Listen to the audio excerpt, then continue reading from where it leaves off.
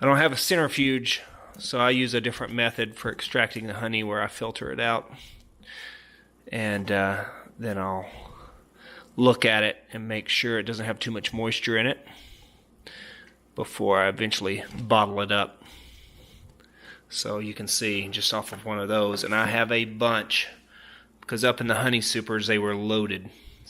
Okay, so I've got about 58 ounces in there, and that's going to make a sweet mead. And I've included all the honeycomb and everything, so this is going to be unfiltered. I have 3¼ pounds of honey, unfiltered.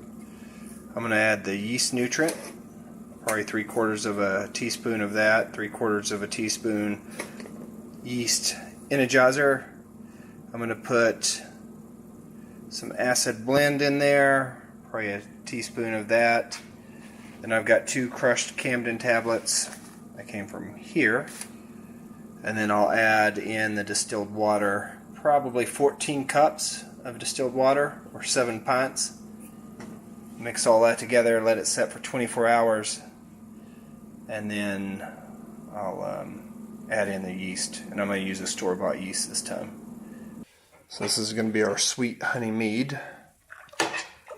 First full day of fermentation. I had to add another package of yeast because it didn't take off the first day. But I didn't really change up the recipe. Maybe it was just the temperature was cooler than normal, and so it really took it a while. So maybe it didn't need that second package, I don't know. But it's taking off now. You can really hear it fizzing. And not sure what the temperature is, but we'll let that ferment for at least 3 or 4 more days before we rack it and go to secondary fermentation.